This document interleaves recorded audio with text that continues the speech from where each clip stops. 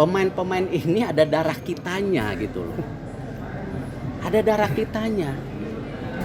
Dan ini juga pemain yang mohon maaf nih, berinvestasi di dirinya sendiri tanpa kami mengeluarkan biaya apapun, pemerintah, PSSI. Mereka mau, itu kan luar biasa dong. Kita sebagai pemerintah, PSSI wajib berinvestasi untuk generasi muda. Ini investasi sendiri, pengen memperkuat Indonesia. Terharu nggak? Saya mah luar biasa. Seperti nanti malam saya akan makan malam lagi habis ini dengan Martin Paes, jauh-jauh dari Dallas, dari Amerika, ya, kiper utama FC Dallas, ya. Ketika dia ketemu neneknya, orang tuanya untuk pamitan memperkuat tim Indonesia, nangis keluarganya.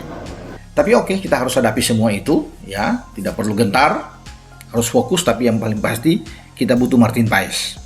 Ya, karena posisi penjaga gawang ini yang dianggap masih salah satu titik kelemahan kita, di samping tentunya lini serang timnas. Tapi kalau Paes sudah benar-benar ini gol di FIFA dan diizinkan, teman-teman, ini suatu hal yang sangat baik. Bagaimana perjuangan, pergerakan dari PSSI tentunya, tim yang berangkat ke sana untuk bisa mengurus ini perlu untuk diberikan apresiasi, acungan jempol. Makanya apa yang dikatakan oleh Pak Sekjen ini kita akan tunggu bersama, ya. Semoga ini akan baik-baik saja dan kita lega setelah ada sidang di FIFA tanggal 15 Agustus dan kemudian diumumkan pada tanggal 18 Agustus yang akan datang tentang nasib Paes.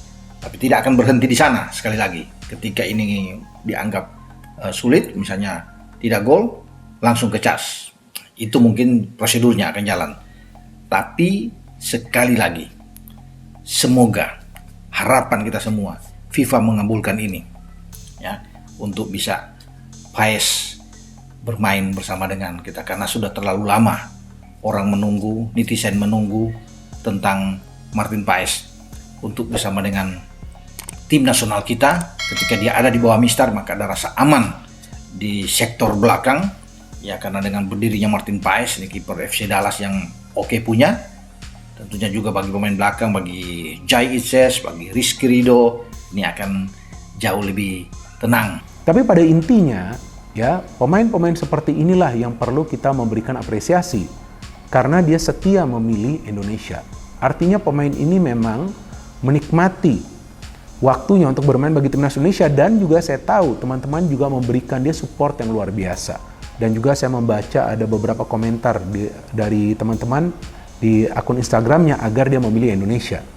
Ya, memang biasa itu kalian lakukan, tapi agak perlu ragu lagi. Ya, bahwa dia memang menikmati waktunya pada saat bermain bagi timnas Indonesia U16, apalagi kan pada saat itu dia bermain kan stadion tuh sampai full, ya kan? Ya, kalau di luar negeri di level U16 atau juga U19 mana ada stadion akan full, ya kan? Kecuali yang mainnya udah di Piala Dunia kan, di Piala Dunia U17 atau juga di Piala Dunia U20, itu pun pada saat sudah memasuki babak gugur gitu. Mungkin di pertandingan semifinal atau juga tentunya final. Jadi ya pemain seperti Matt Baker ini yang perlu kita cari lagi.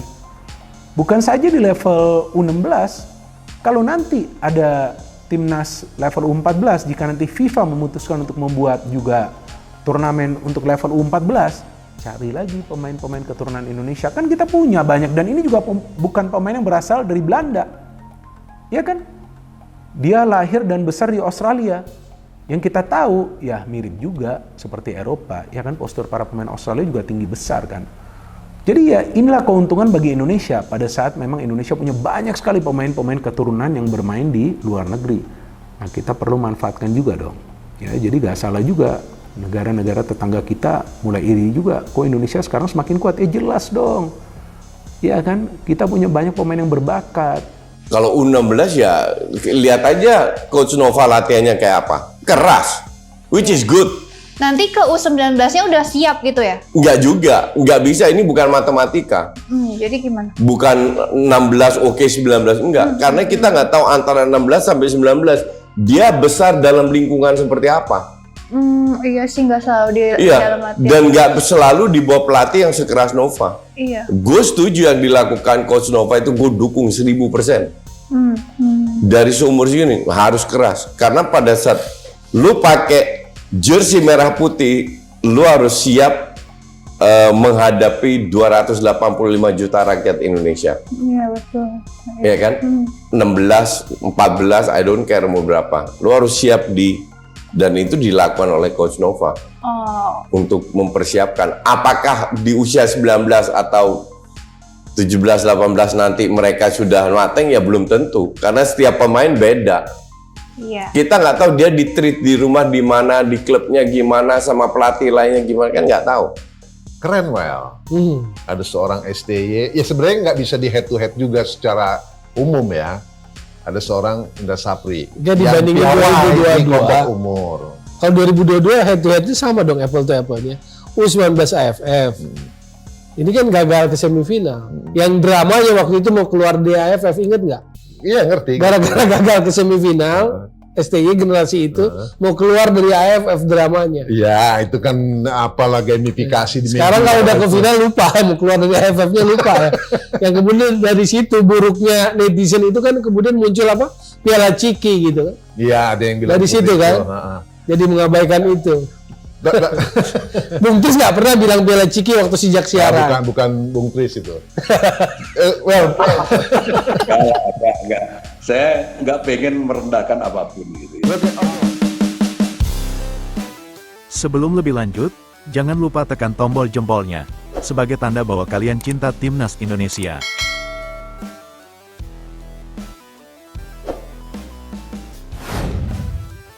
Marten Paes akan menjadi kado istimewa dari FIFA kepada Indonesia.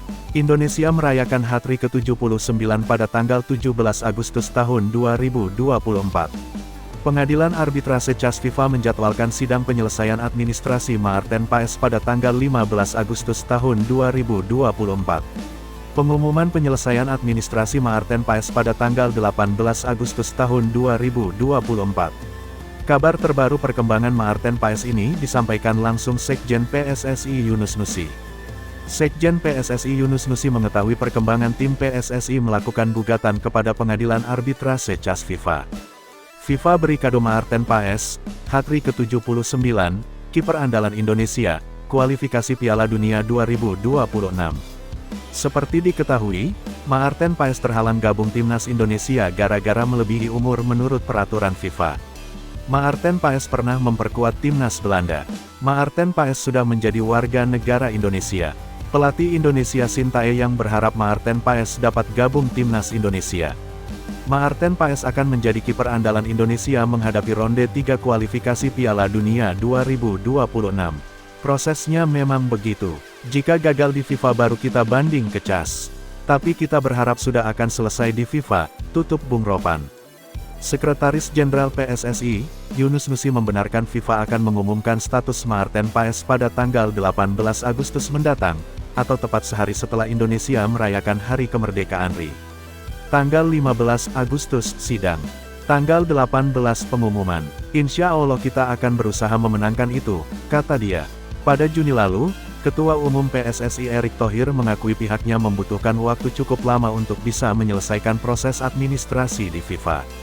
Sudah angkat sumpah jadi WNI, tapi proses administrasi di FIFA masih berjalan panjang, kata Erick Thohir di sela membuka turnamen usia dini Bali 7S di Bali United Training Center, Kabupaten Gianyar, Bali, Sabtu, tanggal 22 Juni tahun 2024. PSSI, lanjut dia, masih terus berusaha membawa penjaga gawang FC Dallas di Liga Amerika Serikat itu untuk segera membela tim Merah Putih. Meski begitu, Menteri BUMN tersebut mengakui ada tantangan meski tanpa menyebutkan spesifik tantangan tersebut. Tentu ada tantangan. Saya rasa tidak semua negara ingin Indonesia majukan. Jadi itu kami dorong, katanya seperti dikutip solopos.com dari Antara. Marten Paes, pemain kelahiran Nijmegen, Belanda pada tanggal 14 Mei tahun 1998 itu harus memenuhi sejumlah syarat agar dapat tampil membela Merah Putih. Salah satunya menunggu hasil sidang di Pengadilan Arbitrase Olahraga CAS. Pasalnya, pria dengan tinggi 189 cm itu pernah membela timnas Belanda U21 pada Piala Eropa U21 tahun 2021 saat ia berumur 22 tahun. Paes mengakui dirinya tidak memiliki daerah Indonesia. Namun kakek dan neneknya menikah dan hidup lama di Pare, Kediri, Jawa Timur. Karena itulah ia berambisi memperkuat negara tempat kakek dan neneknya tinggal. Dia merupakan pemain naturalisasi rekomendasi pelatih Timnas Indonesia, Sintayong untuk memperkuat skuad Garuda. Paes ditargetkan dapat membela Timnas Indonesia salah satunya untuk kualifikasi Piala Dunia 2026. Para penggemar di Indonesia sangat luar biasa. Mereka orang-orang paling loyal yang saya tahu, dan mereka orang-orang yang penuh dengan semangat. Bisa dilihat, di Piala Asia U23 saat ini, bagaimana mereka memberikan dukungan kepada Timnas, bahkan hingga di luar stadion, kata Martin Paes melalui laman PSSI. Park Hang-seo bela STY, dukung Indonesia, marahi China Vietnam, kualifikasi Piala Dunia 2026. Pelatih Vietnam Park Hang-seo marahi China Vietnam. Hentikan menggunjing Indonesia. Park Hang-seo dukung STY memajukan sepak bola Indonesia. China Vietnam kalau mau bersaing secara sehat. Biarkan Indonesia maju dengan caranya sendiri. Park Hang-seo marahi China Vietnam terus menggunjing Indonesia. Park Hang-seo meminta China Vietnam kalau memang hebat buktikan mengalahkan Indonesia di lapangan sepak bola. Park Hang-seo melihat kasihan Sintayong membangun sepak bola Indonesia mendapatkan kritikan. Park Hang-seo bela STY, dukung Indonesia, marahi China Vietnam, kualifikasi Piala Dunia 2026. Sintayong dan Park Hang-seo adalah pelatih berasal dari Korea Selatan. Keduanya mantan pemain sepak bola Korea Selatan yang saat ini menjadi pelatih. Sintayong menjadi pelatih Indonesia. Park Hang-seo menjadi pelatih Vietnam. Park Hang-seo gagal membawa Vietnam menuju kualifikasi Piala Dunia 2026. Sintayong berhasil membawa Indonesia menuju kualifikasi Piala Dunia 2026. Ketua PSSI Erick Thohir menegaskan Indonesia menjadi ancaman seluruh tim grup C kualifikasi Piala Dunia 2026. Timnas Indonesia bukan anak bawang, dulu bisa jadi Indonesia anak bawang. Indonesia tergabung grup C bersama Jepang, Arab Saudi, Australia, Bahrain, dan China. Erick Thohir menegaskan Indonesia siap memberikan kejutan kepada tim grup C kualifikasi Piala Dunia 2026. Jawaban Erick Thohir grup meremehkan Indonesia pada kualifikasi Piala Dunia 2026. Erick Thohir meminta pelatih Indonesia Sintayong dan pemain Indonesia bermain maksimal menghadapi kualifikasi Piala Dunia 2026. Ketua PSSI Erick Thohir bakal membuat China menyerah lawan Indonesia. Kalau China berani mempermainkan Indonesia, Erick Thohir siapkan Stadion Papua kepada China. China pasti menyerah lawan Indonesia. Jarak tempuh China ke Papua memakan waktu selama 19 jam lebih, waktu panjang yang melelahkan bagi pemain China. Debut China vs Indonesia dimulai November tahun 2024 pertandingan kualifikasi Piala Dunia 2026. China sudah mengumumkan Stadion Qingdao jadi tempat pertandingan Indonesia vs China.